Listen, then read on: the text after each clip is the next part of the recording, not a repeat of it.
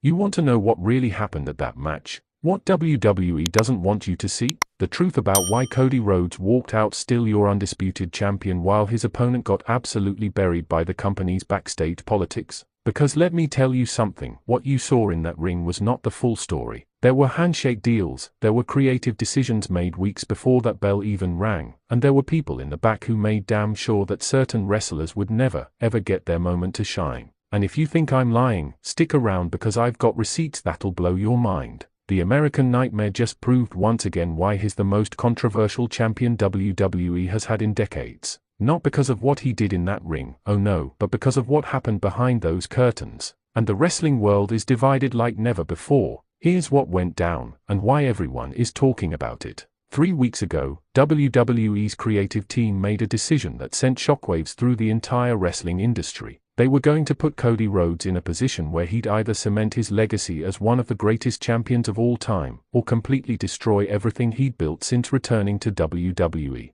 The opponent they chose? Someone who had been grinding in the company 4 years, someone who deserved that championship opportunity more than almost anyone on the roster. Someone who had been passed over time and time again for part-timers and golden boys. This wasn't just a match, this was WWE's way of testing whether their current golden boy could handle the pressure when the stakes were at their absolute highest. But here's where it gets interesting, and where WWE's true colors started showing. Behind the scenes, there were rumors, and I'm talking about sources deep within the company, that certain executives were already planning the post-match storyline before these two even stepped foot in the ring. They had contingency plans, backup storylines, and enough political maneuvering to make your head spin. The question that nobody in the WWE Universe wants to ask is this: was this match booked to be competitive, or was it designed from day one to make Cody look unstoppable while sacrificing his opponent's credibility? Because the evidence I've gathered suggests something much darker was happening behind those corporate doors. When that bell rang, you could feel the electricity in the arena. The crowd was split right down the middle, half wanting to see the American Nightmare continue his incredible championship reign, and half desperate to see new blood holding the most prestigious title in sports entertainment. For the first 10 minutes, this looked like it could be match of the year. Both competitors were giving everything they had, the near falls were coming fast and furious, and even the most cynical wrestling fans were on the edge of their seats. The chemistry between these two was undeniable, and for a moment, it felt like anything could happen. But then something shifted. Around the 15-minute mark, you could see it in Cody's opponent's face, a look of realization that this wasn't going according to the plan they had discussed in the back. The momentum that had been building for the challenger suddenly evaporated, and the match started following a very familiar WWE formula that we've seen play out dozens of times before. Now here's what made wrestling fans absolutely furious. Cody Rhodes didn't just win this match, he dominated it in a way that made his opponent look like they didn't belong in the same ring as him. And that's where the controversy really begins, because sources backstage are saying this was exactly what WWE management wanted from the beginning. Tell me in the comments, did you notice how the referee's count seemed slower during Cody's near falls compared to his opponents? Because a lot of people are talking about that.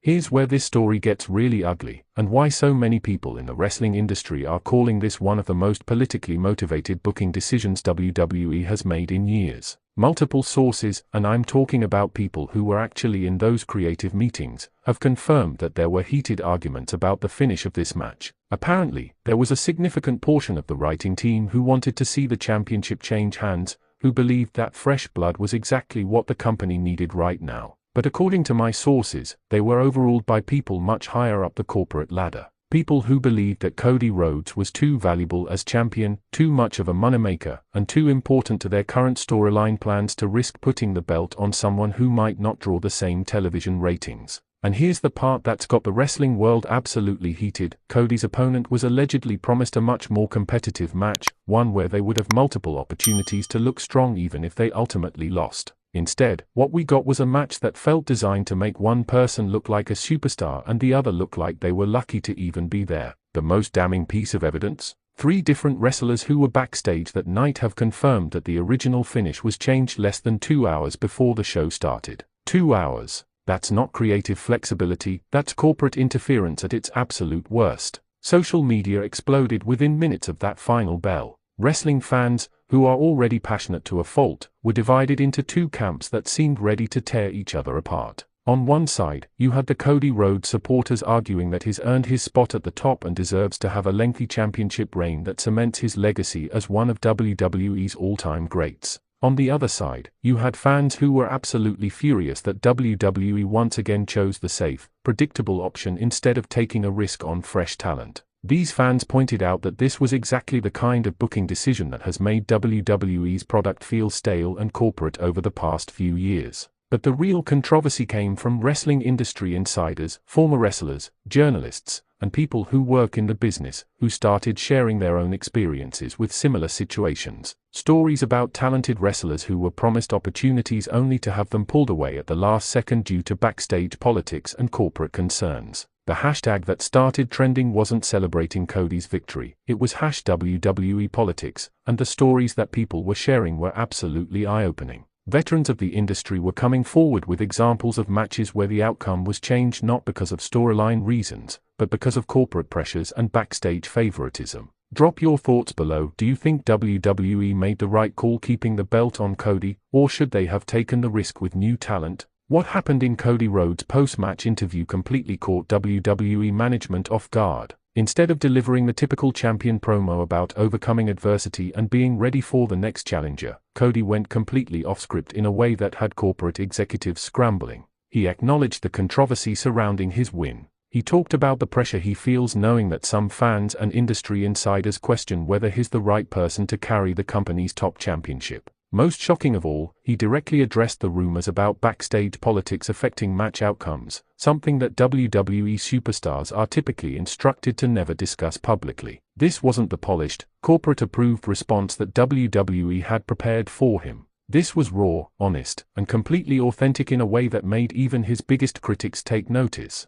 Cody essentially admitted that he knows there are people in the company who see him as the safe choice rather than the best choice, and he promised that he would prove them wrong through his actions rather than his words. But here's what really got people talking. He issued an open challenge to anyone on the roster who feels like they deserve a shot at his championship, saying that he wants to face the hungriest, most desperate competitors WWE has to offer. This wasn't cleared by management, this wasn't part of any ongoing storyline, and according to backstage sources, it caused absolute chaos in the creative department. WWE executives were reportedly furious that their champion had essentially booked himself into future matches without consulting the writing team, but they couldn't exactly punish him for it without looking like complete hypocrites given their public stance on giving opportunities to deserving talent. Here's where the business side of this controversy gets really interesting, and why WWE's decision to keep the championship on Cody Rhodes might have been more calculated than anyone wants to admit. Television ratings for WWE programming have been consistently higher during Cody's championship reign compared to the same period last year.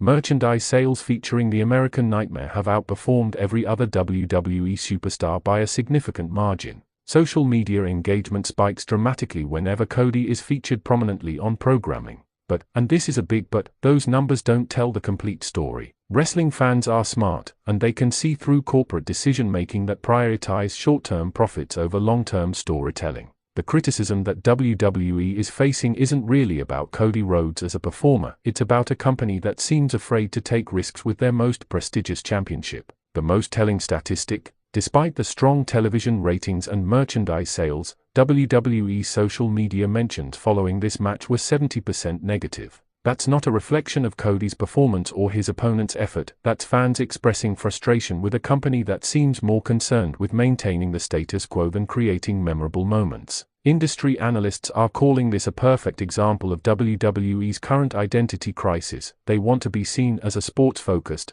competition-driven organization, but their booking decisions consistently favor entertainment value and corporate considerations over athletic storytelling. What's your take? Should wrestling companies prioritize what's best for business or what's best for storytelling? Let me know in the comments. In the 48 hours following this match, something unprecedented happened in the wrestling world. Cody Rhodes' opponent, who had been relatively quiet on social media leading up to the match, posted a series of messages that sent shockwaves through the entire industry. Without directly criticizing WWE or making any accusations about backstage politics, they managed to convey their frustration with the current state of professional wrestling in a way that resonated with fans who felt similarly disappointed. The posts weren't bitter or unprofessional, but they were honest in a way that WWE superstars rarely are when discussing their careers. This led to an outpouring of support from other wrestlers, both current and former WWE talent, who shared their own stories about times when they felt like corporate decisions had affected their opportunities. What started as disappointment over one match result turned into a much larger conversation about the wrestling industry as a whole. The most surprising development? Several current WWE superstars began subtly supporting these messages, creating a situation where management had to decide whether to address the growing criticism or hope that it would fade away on its own. Their decision would ultimately reveal more about WWE's corporate culture than any match result ever could. Here's what really happened behind the scenes, and why this match will be remembered as a turning point in how wrestling fans view WWE's creative process. The original plan for this match was significantly different from what we saw. According to sources who were in the creative meetings, there were multiple finishes discussed, including one where Cody Rhodes would retain his championship but only after being pushed to his absolute limit by a challenger who would come out of the match looking like a legitimate future champion. Instead, what we got was a match that followed WWE's current template for championship matches involving their top stars, early competitive action followed by a decisive victory that leaves no doubt about who the better wrestler is. This approach might protect the champion's credibility, but it does nothing to build future storylines or create new stars. The most damaging revelation came from a former WWE writer who confirmed that matches involving championship titles are now subject to approval from corporate executives who often have no background in professional wrestling. These executives base their decisions on market research, focus group data, and projected merchandise sales rather than storytelling considerations or fan engagement. This explains why so many recent WWE Championship matches have felt predictable and corporate-driven rather than emotionally engaging. It's not because the wrestlers aren't talented enough to deliver great matches, it's because they are operating within creative constraints that prioritize business metrics over wrestling storytelling. The controversy surrounding this match has created a situation that WWE management never anticipated. They now have a champion who is willing to go off script and address backstage politics publicly, a roster of wrestlers who are increasingly vocal about their frustrations with creative decisions, and a fanbase that is more aware than ever of the corporate considerations that influence match outcomes. Cody Rhodes has essentially forced WWE into a position where they either have to give him more creative freedom and allow him to prove that he can be the fighting champion he claims to be, or they risk looking like a company that doesn't trust their own top star. Either way, the next few months are going to be incredibly telling about WWE's future direction.